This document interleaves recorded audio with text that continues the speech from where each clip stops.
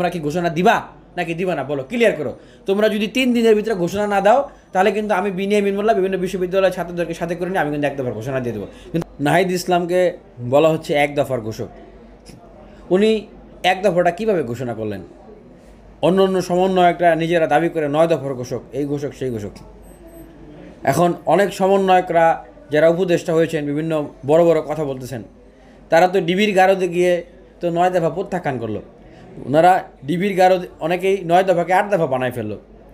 আন্দোলন কি থেমে থেকেছে? থেমে থাকে নাই কিন্তু।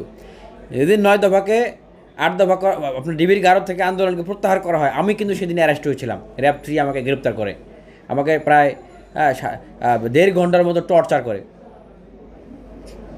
এখন দেখেন, আন্দোলন কিন্তু থামতো না। এই আন্দোলনটা হয়ে গেছিল একটা স্বতঃস্ফূর্ত আন্দোলন বাংলার মানুষের, আপামর জনগণের। হয়তো তারা ঘোষণা দেওয়ার কারণে আন্দোলনটা সহজ হয়েছে, কিন্তু তারা ঘোষণা না দিলেও এই গণ অভ্যুত্থান হইতো, শেখ হাসিনার পতন হইতো। হয়তো আর একটু সময় লাগতো, হয়তো আরও কিছু রক্তক্ষরণ হইতো, হ্যাঁ, আরও কিছু স্যাক্রিফাইস হইতো।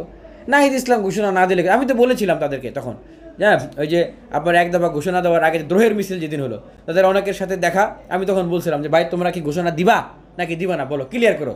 তোমরা যদি 3 দিনের ভিতরে ঘোষণা না দাও তাহলে কিন্তু আমি বিনিয়ামিন মোল্লা বিভিন্ন বিশ্ববিদ্যালয়ের ছাত্রদেরকে সাথে করে নিয়ে আমি কিন্তু এক দফার ঘোষণা দিয়ে দেবো। কিন্তু আমি চাই, যেহেতু তোমরা আন্দোলন করে পরিচিত ফিগার হয়ে গেছো, মানুষ তোমাদেরকে এই আন্দোলনের মূর্ত প্রতীক মনে করে, তোমরা ঘোষণা দাও, তোমাদের মুখ দিয়ে ঘোষণাটা আসুক। আর এই ঘোষণা তোমাদের মুখ দিয়ে আসাটাই ন্যায্য এবং তোমরা এটার প্রাপ্য।